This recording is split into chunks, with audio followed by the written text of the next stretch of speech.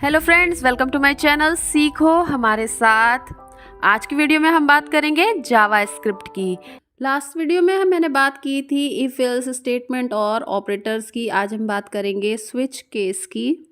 Switch case में भी multiple conditions को आप चेक करा सकते हैं और स्टेटमेंट रन करा सकते हैं। तो इसको लिखने का तरीका है, पहले लिखेंगे हम स्विच, ये कीवर्ड है, फिर पैरेंथेसिस में आपको एक्सप्रेशंस देनी होगी, फिर कर्ली ब्रेसेस में हम केसेस लिखेंगे। केसेस में हमको कंडीशन नंबर 1, यहाँ पे आप इफ एल्स में जैसे आप कंडीशन देते थे, ऑपरेटर्स का यूज़ करते थे, उसी तरह यहाँ पे भी यूज़ कर सकते हैं। फिर सेट ऑफ स्टेटमेंट देंगे, फिर ब्रेक देंगे और सेमीकोलन से टर्मिनेट करेंगे। फिर नेक्स्ट केस देंगे, उसकी कंडीशन लिखेंगे, उसके लिए सेट ऑफ स्टेटमेंट देंगे, फिर ब्रेक देंगे। इसी तरह से जितने केसेस आप बनाना चाहते हैं उतने केसेस बनाएंगे और लास्ट में हमें डिफ़ॉल्ट देना होगा। डिफ़ॉल्ट में अगर कोई भी केस रन ना करे तो उसके लिए डिफ़ॉल्ट रन करेगा लास्ट में, और उससे रिलेटेड आप मैसेज दे सकते हैं या स्टेटमेंट प्रिंट करा सकते हैं। तो इस तरह से केसेस में मल्टीपल स्विच केस में मल्टीपल केसेस दे करके हम कंडीशन चेक करा के उस पर्टिकुलर केस को रन करा सकते हैं, और कोई रन ना करे तो डिफ़ॉल्ट रन करेगा, उसके से रिलेटेड जो सेट ऑफ स्टेटमेंट है वो रन करेगा। एक बार में एक ही केस रन करेगा, जो केस की कंडीशन ट्रू होगी वो रन करेगा और ब्रेक के बाद वो बाहर आ जाएगा स्विच केस से। तो इसी चीज़ को हम प्रैक्टिकल के थ्रू देखते हैं। तो यहाँ मैंने HTML का डॉक्यूमेंट खोल लिया है और हम स्विच केस से रिलेटेड एक प्रोग्राम बनाएंगे। तो इसमें प्रोग्राम कुछ ऐसा बनाएंगे कि हम कई सारे केसेस लिखेंगे और केस वैल्यू जो मैच करेगी वो डे प्रिंट कर दे। जैसे अगर आज केस वैल्यू 1 आ रही है तो मंडे प्रिंट कर दे, 2 आ रही है तो ट्यूसडे प्रिंट कर दे, और अगर गलत वैल्यू मैच हो रही है तो वो एंटर राइट वैल्यू इस तरह से प्रिंट कर दे, कंडीशन चेक करा के करे। तो कुछ इस तरह का आप प्रोग्राम बनाते हैं। तो सबसे पहले एक वेरिएबल ले लिया है डे और उसकी वैल्यू 1 दे दी है, डिफ़ॉल्ट वैल्यू। फिर उसके बाद हम इसकी स्विच केस लिखेंगे, इसमें एक्सप्रेशन देंगे। स्विच कीवर्ड है, मैंने बताया था। एक्सप्रेशन में मैंने डे पास कर दिया, यानी जो भी वैल्यू 1 पास होगी वो चलेगा। फिर कर्ली ब्रेसेस में पहला केस बनाते हैं, केस 1। अगर वैल्यू 1 हो, ये केस 0 कर लेते हैं इसको, तो वो ठीक रहेगा। 0 से भी स्टार्ट कर सकते हैं, केस 1, केस 2, केस 3, इस तरह से। मान लीजिए 7 डेज़ हैं तो 7 केसेस हम बना लेते हैं और एक डिफ़ॉल्ट बना लेते हैं कि अगर ये सारे सही ना रन करे तो डिफ़ॉल्ट वाला रन करे, ये वाला नहीं चले तो डिफ़ॉल्ट वाली वैल्यू चले। तो अब मैंने केसेस बना लिए हैं। अब इसके बाद इसमें हम कंडीशन देंगे और केस के लिए सेट ऑफ स्टेटमेंट देंगे। केस वैल्यू मैंने सारी लिख ली है। हाँ, ये 7 वाले की वैसे ज़रूरत नहीं पड़ेगी। तो अब यहाँ केस 1, केस की वैल्यू 0 है तो यहाँ पे प्रिंट कर दे डॉक्यूमेंट डॉट राइट में टुडे इज़, तो पहला दिन है तो टुडे इज़ मंडे प्रिंट कर दे। ठीक है। फिर उसके बाद अगर केस वैल्यू ये रन करता है तो केस वैल्यू राइट है, ये मैच करता है कंडीशन, तो उसके बाद ब्रेक लगा दे। फिर केस वैल्यू 1 में फिर टुडे इज़ ट्यूसडे, इसी तरह केस 2 में टुडे इज़ वेंसडे, 3 में फ्राइडे, थर्सडे, फ्राइडे, सैटरडे, इस तरह से 7 डेज़ हम प्रिंट करा लेते हैं और हर एक केस के बाद ब्रेक लगा देंगे। जो भी कंडीशन ट्रू होगी वो केस रन करेगा और उसके बाद वो बाहर आ जाएगा। तो ये 7 की ज़रूरत नहीं है। अब हम डिफ़ॉल्ट वैल्यू यहाँ पे दे देते हैं कि अगर कोई भी केस रन ना करे तो डिफ़ॉल्ट रन करे। तो इसमें भी मैसेज कोई भी डाल देते हैं, एंटर द वैलिड वीकडे। तो ये मैसेज प्रिंट कर दे अगर केस रन ना करे। अब देखिए इसमें क्या हो रहा है, ये हमने लिख लिया है। तो पहला क्या एंटर डे हो रहा है तो पहली केस रन करेगा जिसमें लिखा है टुडे इज़ मंडे। तो यहाँ पे अगर 0 की जगह पे वैल्यू 0 कर दी है हमने, 5 कर देते हैं तो 5th वाला केस रन करेगा। केस नंबर 5 इस पे आएगा और डे की वैल्यू से मैच करेगा। तो 5th वाले केस में टुडे इज़ सैटरडे आ गया। तो देख रहे हैं आप, सैटरडे वाले पे जाएगा और ब्रेक स्टेटमेंट का मतलब है कि वो पर्टिकुलर केस रन करेगा फिर बाहर आ जाएगा उससे, यानी एक ही केस रन करेगा जिस पे कंडीशन ट्रू हो रही है। अगर मान लीजिए हम ब्रेक हटा देते हैं तो क्या होगा, चलिए देखिए। ब्रेक हटाने के बाद अगर हम इस प्रोग्राम को रन कराते हैं तो ये कंडीशन रन ट्रू होने के बाद ये ब्रेक नहीं करेगा, आगे की स्टेटमेंट को भी रन करेगा और उसे देख लीजिए प्रिंट करता जा रहा है। तो ब्रेक का काम होता है, नाम से पता चला, वहीं पे रोक देना। अगर हटा देंगे तो सारे प्रिंट करेगा। देखिए अब वापस आ गया, ब्रेक कर दिया और जो पहले कंडीशन ट्रू हो रही थी टुडे इज़ मंडे वही प्रिंट किया है। तो ये काम होता है ब्रेक का। लेकिन एक साथ हम चाहें तो मल्टीपल केसेस भी देख करके उसकी सेट ऑफ स्टेटमेंट रन करा सकते हैं ऐसा। तो उसके लिए हमें कुछ इस तरह से करना होगा कि केस, जैसे मैंने ऊपर लिखा केस 0, केस 1, केस 2। अगर हम चाहते हैं केस 1, केस 2 के और केस 0 के लिए एक पर्टिकुलर यही स्टेटमेंट रन करे, तो हम ऐसे साथ में भी लिख सकते हैं।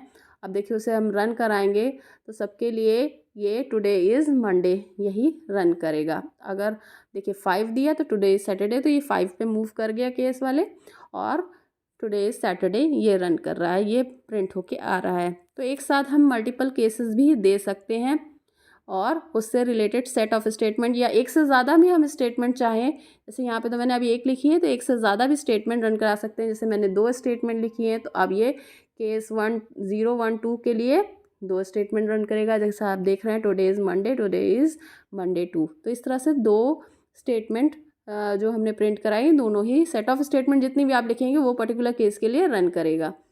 तो ये इस तरह से आप मल्टीपल केसेस भी रन करा सकते हैं, इस तरह से हमें देना होगा।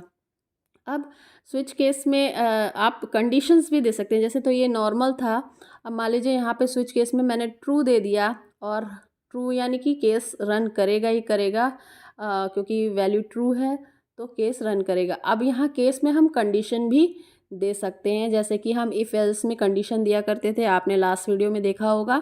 तो उस तरह हम कंडीशन भी दे सकते हैं। जैसे मैंने एज नाम का एक वेरिएबल लिया है जिसकी इनिशियल वैल्यू 15 दे दी है। अब हम इसमें कंडीशन दे देते age is greater than equal to 15, and operator लगाया, फिर age is less than is equal to 20। अगर ये कंडीशन दोनों ट्रू हो, एंड ऑपरेटर का मैंने यूज़ आपको बताया है, दोनों कंडीशन ट्रू हो तो प्रिंट कर दे यू आर एलिजिबल। फिर दूसरा और ब्रेक लगा दिया, फिर उसके बाद दूसरा केस की कंडीशन दी, और उसमें हमने लिख दिया age is greater than equal to 21 and age is less than equal to 30। तो यहाँ पे प्रिंट कर दे यू आर नॉट एलिजिबल। तो ये 2 कंडीशंस दे दी। आप इसी तरह से कोई भी अपने हिसाब से कंडीशन डाल सकते हैं, एंड ऑपरेटर से, और ऑपरेटर से रिलेटेड, या कंडीशनल ऑपरेटर से रिलेटेड कंडीशन। तो ये देखिए ये कंडीशन अभी मैंने डाल दी है, तो पहली कंडीशन ट्रू हो रही है, यू आर एलिजिबल, क्योंकि एज 15। अब एज 25 मैंने कर दिया है, देखिए कंडीशन को चेक करा रहे हैं तो आ रहा है यू आर नॉट एलिजिबल। तो इस तरह से स्विच केस में हम कंडीशंस भी दे करके आप केसेस को चेक करा सकते हैं, और वो पर्टिकुलर कंडीशन ट्रू होने पे वो पर्टिकुलर केस रन करेगा। तो ये स्विच केस में आप कर सकते हैं, कंडीशंस भी दे सकते हैं, और अगर कंडीशन कोई भी ट्रू नहीं होगी तो डिफ़ॉल्ट रन करेगा। अब बात करते हैं जावास्क्रिप्ट में फंक्शंस की। यहाँ पर देखिए हमने 3 लाइन ऑफ कोड लिखे हैं। पहले में लिखा है document write wow you are, फिर लिखा है बी आर टैग लगाया है HTML का, फिर लिखा है डॉक्यूमेंट डॉट राइट ग्रेट। तो इस तरह से हमने 3 लाइन लिखी, फिर हमने कुछ कोड लिखा, कुछ और कोड, फिर हमें ज़रूरत पड़ी यही 3 लाइन हमने दोबारा लिखी, फिर कुछ कोड लिखा, फिर यही 3 लाइन हमने दोबारा लिखी। तो इस तरह से हम यही सेम तरह की लाइन को ज़रूरत पड़ने पे बार बार दोबारा हमें टाइप करना पड़ रहा है। तो ये देखिए काफ़ी लेंदी हो रहा है, रिपीटेशन भी हो रहा है, उससे लाइन ऑफ कोड भी बढ़ रहा है, यानी फाइल की साइज़ भी बढ़ रही है। तो ये एक तरह का प्रॉब्लम को है, और इसको सॉल्व करने के लिए हम फंक्शन का यूज़ करते हैं। तो इसको सेम चीज़ को देखिए हमने कुछ इस तरह लिखा है, ABC नाम का फंक्शन बना लिया, और यही 3 लाइनें हमने उस फंक्शन के अंदर कर्ली ब्रेसेस में डाल दी। सेम लाइनें हैं, और फिर दोबारा जब हमें यही लाइन लिखनी हुई तो हमने कुछ नहीं किया, बस ये फंक्शन को कॉल कर लिया, ABC फंक्शन। देख रहे हैं आप, 3 लाइनें दोबारा लिखने की जगह पे हमने वो फंक्शन कॉल किया, फिर दूसरे काम जो हमको लिखने थे वो किए, फिर दोबारा फंक्शन को कॉल कर लिया, फिर इस तरह से जहाँ ज़रूरत पड़ी फंक्शन को कॉल कर लिया। अगर हमें कोई चेंजेस करने हैं तो हमें मेन फंक्शन में जा करके चेंजेस किए, तो वो रिफ्लेक्ट होंगे बाकी के फंक्शन में, ऑटोमेटिकली चेंजेस हो जाएंगे। तो इस तरह से फंक्शन में हम इजीली वर्क कर सकते हैं, और लाइन ऑफ कोड भी नहीं बढ़ता है। तो इसे जावास्क्रिप्ट में हम किस तरह से लिखेंगे, सबसे पहले हमें लिखना होगा फंक्शन। फिर फंक्शन का नाम आप दे सकते हैं, कोई भी यूनिक नेम होना चाहिए, कोई कीवर्ड नहीं होना चाहिए। इसके अलावा फंक्शन नेम में हम स्पेस नहीं देंगे, जैसे फंक्शन नेम लिखा है, इन दोनों के बीच में कोई स्पेस नहीं है। हाँ, अंडरस्कोर लगा सकते हैं, लेकिन स्पेस नहीं देना होगा। उसके बाद पैरेंथेसिस लिखेंगे, उसके अंदर पैरामीटर पास करते हैं, वो हम बाद में डिस्कस करेंगे। तो 2 पैरेंथेसिस लगाएंगे, और कर्ली ब्रेसेस के अंदर अब हम फंक्शन की स्टेटमेंट लिखेंगे। जो भी काम हम फंक्शन में कराना चाहते हैं, जो भी वर्क, वो हम स्टेटमेंट में लिखेंगे, सेट ऑफ स्टेटमेंट। तो इस तरह से फंक्शन को डिफाइन करेंगे। जब फंक्शन को कॉल करना होता है यानी जब यूज़ करना होगा फंक्शन, तो फंक्शन नेम लिखेंगे और इसी तरह से पैरेंथेसिस लगाएंगे और सेमी कोलन लिखेंगे। तो इस तरह से ये फंक्शन जहाँ भी यूज़ चाहे करना कॉल कर सकते हैं। तो जो हमने फंक्शन को डिफाइन किया था उसे कहते हैं फंक्शन डेफिनेशन, जिसमें हम फंक्शन का नेम लिख करके करली ब्रेसेस के अंदर उसकी डेफिनेशन लिखते हैं, यानी कि क्या काम कराना है उससे रिलेटेड सेट ऑफ स्टेटमेंट्स लिखते हैं, वो कहलाता है फंक्शन डेफिनेशन। और जब हम कहीं भी ज़रूरत पड़ती है तो फंक्शन को कॉल करते हैं तो उसे कॉलिंग अ फंक्शन बोलते हैं, यानी फंक्शन का नाम लिखा और पैरेंथेसिस लगाया, सेमीकोलन लगाया, तो ये फंक्शन कॉल हो जाएगा और वो काम करेगा जो कि हमने उसमें डिफाइन किया हुआ है, बताया हुआ है। आइए इसको प्रैक्टिकल के थ्रू देखते हैं। मान लीजिए हमने एक फंक्शन बनाया, सिंपल फंक्शन, तो उसके लिए हम सिर्फ फंक्शन लिखेंगे और फिर फंक्शन का नाम हेलो दे देते हैं, सिंपल मैसेज पास कराएंगे। तो हेलो दे दे रहे हैं, पैरेंथेसिस लगाया यानी राउंड ब्रैकेट लगाया, कर्ली ब्रैकेट में मैंने एक मैसेज प्रिंट कराया, सपोज डॉक्यूमेंट डॉट राइट में मैंने कोई भी मैसेज लिख दिया, हेलो एवरीवन, ठीक है। तो ये एक ऐसे मैसेज प्रिंट करा रहे हैं और हेलो फंक्शन में। तो ये अभी देखिए ये रन नहीं करेगा क्योंकि अभी मैंने सिर्फ फंक्शन की डेफिनेशन दी है और इसे कॉल नहीं किया है। तो इसे कॉल करने के लिए हमें यहाँ पे फंक्शन नेम लिखना होगा और सेमीकोलन देना होगा, जैसा कि मैंने थोड़ी देर पहले बताया। तो लिखा हेलो और सेमीकोलन दिया, सेव करके रन कराया, देखिए ये आ गया हेलो एवरीबडी। तो इस तरह से हम फंक्शन कॉल करते हैं और इसी तरह से हम जितनी मर्जी चाहे उतनी बार ये फंक्शन कॉल कर सकते हैं। देखिए उतनी बार ही हेलो एवरीबडी आ गया लिख करके। अब इन फंक्शंस के अगर मान लीजिए फंक्शन में हम कोई चेंज करते हैं, हेलो की जगह हेलोस कर दिया है, तो बाकी सब जगह जहाँ जहाँ जहाँ हेलो लिखा था हेलोस हो जाएगा। तो हमें एक बार बदलाव करने होंगे, वो सारे चेंजेस जितने बार कॉल करेंगे उसमें दिखेंगे। तो इस तरह से हम इजीली चेंजेस भी कर सकते हैं। इसी तरह से कॉलिंग के बीच में हमने कुछ कोड लिखना है, जैसे मैंने बताया था, मान लीजिए BR टैग लगा दिया या कोई और कोड लिख सकते हैं, इफ एल्स की कंडीशन देके कुछ और अपना काम कराना हो या और भी कोई कोडिंग करनी हो तो वो आप बीच में दे दीजिए। फिर जहाँ फंक्शन कॉलिंग की ज़रूरत है वहाँ फंक्शन कॉल कर लिए। देखिए मैंने कुछ BR टैग लगाए, फिर फंक्शन कॉल किया, फिर एक और BR टैग लगाया, फंक्शन कॉल किया। तो देखिए उस तरह से BR टैग वर्क कर रहा है, फिर उसके बाद फंक्शन कॉलिंग वर्क कर रही है। तो इस तरह से आप कई बार फंक्शन को कॉल कर सकते हैं, रीयूज़ कर सकते हैं। अभी आपको थोड़ी देर पहले मैंने बताया कि ऐसी कुछ स्टेटमेंट्स थी और इसी को हमने फंक्शन में डाल के, जैसे बार बार हम लिख रहे हैं स्टेटमेंट, तो फंक्शन में डाल के ये स्टेटमेंट बार बार फंक्शन कॉल कर लिया था। लेकिन मान लीजिए हमें उसकी वैल्यूज़ यानी कि जो स्टेटमेंट है उसमें कुछ बदलाव करने हैं, फंक्शन कॉलिंग के टाइम हर बार वैल्यूज़ चेंज होती रहें, तो ऐसा कुछ करना है तो उसके लिए हमें इसमें पैरामीटर पास करना होगा। तो फंक्शन में पैरामीटर किस तरह से पास करते हैं आइए उस पर डिस्कस करते हैं। तो इसके लिए हम सबसे पहले एक एग्जांपल ले लेते हैं। मान लीजिए वेरिएबल ए और बी की वैल्यूज़ हमने असाइन कर दी, ए इज़ इक्वल 10 और बी इज़ इक्वल 20 और डॉक्यूमेंट डॉट राइट में इसको प्लस करा, ये काम किया हमने। अब इसी चीज़ को हम फंक्शन में कैसे करेंगे, तो सपोज़ ये वैल्यूज़ अब 30 का कर दिए, फिर 40 कर दिए, फिर हमने राइट कराया, फिर 25 कर दिए, फिर 55 कर दिए। देखिए वैल्यूज़ हर बार चेंज हो रही है लेकिन ऑपरेशन सेम, यानी काम हम वही करा रहे हैं एडिशन का, लेकिन वैल्यू हर बार चेंज हो रही है। तो इसके लिए अगर हमें फंक्शन बनाना है तो वो पैरामीटर के साथ बनाएंगे। तो इसमें हमने फंक्शन सम नाम का एक फंक्शन बनाया और ए और बी इसे पैरामीटर में पास कर दिया। तो अब इस पैरामीटर में जो वैल्यू आ रही हैं ए और बी में वो दोनों ऐड कर दिया डॉक्यूमेंट डॉट राइट में। तो ये हमने फंक्शन में वर्क करा है। अब जब हमने फंक्शन कॉल किया तो हमने कुछ वैल्यूज़ दे दी इसमें, जैसे ए 10 दे दी और 20 दे दी, तो 10 ए के लिए 20 बी के लिए, तो इन दोनों को ऐड करके आउटपुट देगा। उसी तरह से दोबारा कॉल किया फंक्शन को तो दूसरी वैल्यूज़ दे दी हमने, जैसे 30 दे दी, 40 दे दी। इसी तरह से हर बार हम कॉल कर रहे हैं तो पैरामीटर्स की वैल्यू अलग अलग दे रहे हैं, तो हम वैल्यूज़ अलग अलग बदल करके भी हम कॉलिंग कर सकते हैं, उस हिसाब से हमें रिजल्ट मिलेंगे, तो हम पैरामीटर पास कर सकते हैं।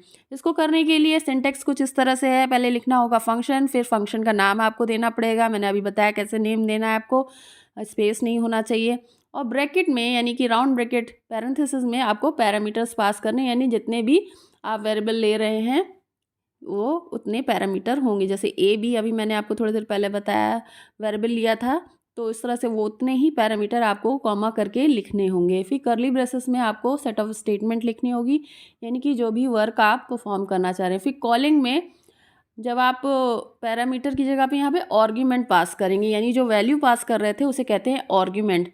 तो पहले वाले वेरिएबल की वैल्यू आर्गुमेंट 1, दूसरे वैल्यू आर्गुमेंट 2 दूसरे वाले वेरिएबल की, और सेमीकोलन। तो इस तरह से ये जो आर्गुमेंट है वो पैरामीटर में जा कर के जो भी आप वर्क परफॉर्म कराना चाहते हैं वो कर सकते हैं। तो आइए इसको हम प्रैक्टिकल के थ्रू देखते हैं। तो मैंने ये HTML का डॉक्यूमेंट ओपन कर लिया है, इसको थोड़ा जूम इन कर लिया है। अब स्क्रिप्ट टैग के अंदर मैं एक फ़ंक्शन लिख रही हूँ। फंक्शन का नाम कैलकुलेशन दिया है और इस तरह से कर्ली ब्रेसेस लगा लिए। अब ये जो पैरेंथेसिस यानी राउंड ब्रैकेट है, इसमें मैं पैरामीटर्स पास करूँगी। सपोज़ ए और कॉमा लगा के बी, ये 2 पैरामीटर्स पास किए हैं और मैंने रिटर्न कराया है वैल्यू ए प्लस बी। रिटर्न का मतलब होता है, मैं आगे अभी डिस्कस करूँगी, लेकिन मैं आपको अभी ब्रीफ में बता दूँ कि रिटर्न का मतलब होता है इन दोनों को ऐड करने के बाद में हमें जो मिलता है आउटपुट, यानी दोनों को प्लस किया जो मिला हमें आउटपुट, वो होता है रिटर्न। यानी सपोज़ जो भी वेरिएबल की वैल्यू ऐड करने के बाद हमें जो आउटपुट मिला वो रिटर्न में जाएगा, वो हमें फंक्शन रिटर्न करेगा। यानी कैलकुलेशन के बाद क्या मिलेगा हमें वो रिटर्न है। अब इसे हम फंक्शन को कॉल कर लेते हैं सिंपल। तो कॉलिंग मैंने अभी आपको थोड़ी देर पहले बताई, फंक्शन किस तरह से कॉल किया जाता है। तो सिंपल हमें लिखना है फंक्शन का नेम कैलकुलेशन, फिर अब इसमें राउंड ब्रैकेट लगाएंगे यानी पैरेंथेसिस लगाएंगे। अब इसमें हमें आर्गुमेंट पास करना है। अभी देखिए आर्गुमेंट पैरामीटर ए और बी में, तो आर्गुमेंट में मैंने 3 और 2 पास किया है। ये 3 ए की वैल्यू में चला जाएगा और 2 बी में चला जाएगा। यही मैं आपको अभी बता रही थी डिटेल में, इसीलिए मैंने स्क्रीन जूम इन करी। तो इस तरह से वैल्यू पास होगी, लेकिन अभी मैंने कुछ प्रिंट नहीं कराया है, तो देखिए अभी आउटपुट में कुछ नहीं आ रहा है। तो अभी एक जो भी फंक्शन रन किया है इसकी वैल्यू हम प्रिंट करा लेते हैं। तो इसकी वैल्यू किसी वेरिएबल में होल्ड करा लेते हैं। जो भी कैलकुलेशन का रिटर्न आया हमें, तो एक वेर टाइप का रिजल्ट नाम का वेरिएबल ले लेते हैं। इसमें कैलकुलेशन के बाद जो भी वैल्यू आती है इन दोनों के एडिशन के बाद, वो रिजल्ट में होल्ड कर लेगा, यानी वो हमारा रिटर्न मिल जाएगा हमें फंक्शन का। तो अब इसको प्रिंट करा लेते हैं। ये तो अभी वैल्यू होल्ड करी है। फिर डॉक्यूमेंट डॉट राइट लिखते हैं, फिर उसके बाद रिज़ल्ट को प्रिंट करा लेते हैं जिसमें हमारा आउटपुट स्टोर है। तो अब इसको रन करते हैं। अब देखिए अब आपको आउटपुट प्रिंट करके मिलेगा। जो 3 और 2 पास किया था उसका आउटपुट ये देखिए 5 आ गया है। ये जूम करके मैं दिखा रही हूँ, 5 आ गया है। ठीक है, तो इस तरह से फंक्शन रन करता है। जब हम आर्गुमेंट में जो भी वैल्यू पास करते हैं वो पैरामीटर में चली जाती है और फिर वो कैलकुलेट करके हमें फंक्शन रिटर्न करता है वैल्यू। डायरेक्टली हम फंक्शन में भी डॉक्यूमेंट डॉट राइट कर सकते थे, फिर भी हम रिटर्न कराना चाहते हैं तो रिटर्न भी करा सकते हैं। आई होप आपको ये वीडियो पसंद आ रहा होगा, तो लाइक ज़रूर कर दीजिएगा वीडियो को, और चैनल सब्सक्राइब नहीं किया अभी तक तो चैनल सब्सक्राइब कर दीजिए। तो इसी तरह से अब मैंने एक और वेरिएबल ले लिया न्यू वैल्यू करके मान लीजिए, और उसमें हमने कोई और वैल्यू ले ली, मान लीजिए 5। अब ये जो रिज़ल्ट है मैंने दिया हुआ है डॉक्यूमेंट डॉट राइट में, जिसमें हमारे फंक्शन की वैल्यू स्टोर हुई है यानी रिटर्न हुई है। जो हमने रिज़ल्ट में वैल्यू स्टोर करी है जो फंक्शन कॉलिंग के बाद, ये मैंने न्यू वैल्यू में फंक्शन का रिज़ल्ट वाला वैल्यू स्टोर करा लिया वापस, यानी कि 5 ये वैल्यू और जो फंक्शन से कैलकुलेट होके आ रही है वैल्यू वो, तो दोनों को मिला के 10। तो इस तरह से भी आप फंक्शन कॉलिंग करके बाद में आप वैल्यू यूज़ कर सकते हैं। तो ये था फंक्शन विथ पैरामीटर और आर्गुमेंट कैसे पास करते हैं। इसी तरह से आप मल्टीपल टाइम आप फंक्शन कॉल करिए और अलग अलग आर्गुमेंट पास करिए। अभी जैसे 3 और 2 आपने पास किया, उसी तरह से आप और भी कोई दूसरी वैल्यूज़ लेकर के पास करेंगे, उसका आउटपुट उस हिसाब से आएगा। फंक्शन में चेंजेस करेंगे, उस हिसाब से चेंजेस आपको रिफ्लेक्ट होंगे कॉलिंग में, वो मैंने आपको पहले भी बताया है छोटे से एग्जाम्पल के थ्रू। तो इस तरह से फंक्शन को हम कॉल करते हैं विथ आर्गुमेंट। देखिए अभी थोड़ी देर पहले मैंने रिटर्न वैल्यू किस तरह होती है उसे डिस्कस किया था। तो जावास्क्रिप्ट में फंक्शन को रिटर्न वैल्यू लिखने का तरीका कुछ इस तरह से होता है। फंक्शन नेम देंगे, फंक्शन लिख करके फिर पैरामीटर पास करेंगे, फिर स्टेटमेंट, फिर रिटर्न, फिर वैल्यू, जो भी कोई भी वेरिएबल जो भी आपका रिटर्न कर रहा है वैल्यू, इस तरह से लिखेंगे। रिटर्न एक कीवर्ड है, तो इस तरह से आप जो भी रिटर्न करा रहा है वैल्यू उसे किसी वेरिएबल में करके आप रिटर्न करा सकते हैं। फिर फंक्शन कॉलिंग में आप फंक्शन को कॉल बिल्कुल वैसे ही करेंगे, फिर जो रिटर्न वैल्यू आ रही है फंक्शन की वो किसी वेरिएबल में होल्ड करा लेंगे। जैसे मैंने अभी थोड़ी देर पहले एक छोटा सा एग्जांपल में भी आपको बताया था। तो यहाँ पे ए नाम के वेरिएबल में मैंने फंक्शन की रिटर्न वैल्यू होल्ड करा लीजिए। अब इसको एक एग्जाम्पल के थ्रू समझते हैं। देखिए मैंने एक फंक्शन बनाया है सम नाम का, और उसमें आर्गुमेंट में पैरामीटर में मैंने पास कर दिया है फंक्शन के अलग अलग सब्जेक्ट के मार्क्स, सपोज मैथ्स, इंग्लिश और साइंस, इस तरह से अलग अलग सब्जेक्ट्स के मार्क्स मैंने पास कर दिए एज ए पैरामीटर और उसका सबका टोटल करा लिया है। तो where S is equal to तीनों सब्जेक्ट के मार्क्स टोटल करा लिया और एस को रिटर्न करा लिया। फिर मैंने यहाँ पे टोटल नाम का एक वेरिएबल लिया है और उसमें जो फंक्शन बनाया था सम, उसकी वैल्यू को जो रिटर्न कर रहा है वो टोटल में होल्ड करा लिया है। तो सम में मैंने आर्गुमेंट पास किया है सब्जेक्ट के मार्क्स, आप देख रहे हैं स्क्रीन पे। तो जो भी कैलकुलेट हो के आ गया वो टोटल में स्टोर हो जाएगा। अब मैं एक और बना लेती हूँ फंक्शन परसेंटेज का, यानी जो टोटल आया उसका परसेंटेज भी कैलकुलेट कर दे। तो अलग से एक बना लेते हैं। तो परसेंटेज निकालने का फॉर्मूला मैं लिख लेती हूँ। Percentage is equal to total, यानी टीटी जो आ रहा है मैंने पैरामीटर में यूज़ किया है, और अपॉन 300 मल्टीप्लाई बाय 100। ये मैंने एक फार्मूला लिखा है जिससे हम परसेंटेज कैलकुलेट करेंगे और रिटर्न में PER नाम का वेरिएबल यानी परसेंटेज रिटर्न हो रहा है।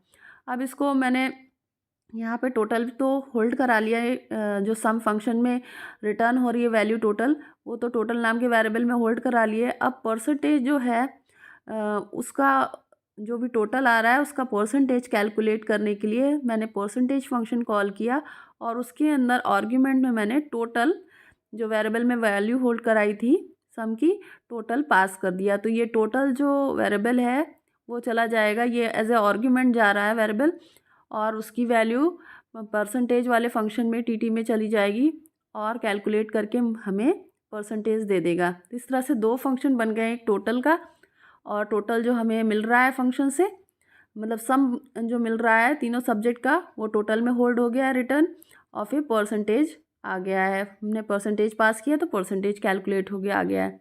तो इस तरह से ये हम बना सकते हैं। देख लीजिए ये आउटपुट आ रहा है टोटल करने पे, फिर हमने परसेंटेज यहाँ पे निकालने के लिए जो भी उसका सम है वो पास किया है। तो अब यहाँ पे अगर हम मान लीजिए कोई वैल्यू चेंज करेंगे तो चेंज भी हो जाएंगे। अब बात करते हैं local variable and global variables.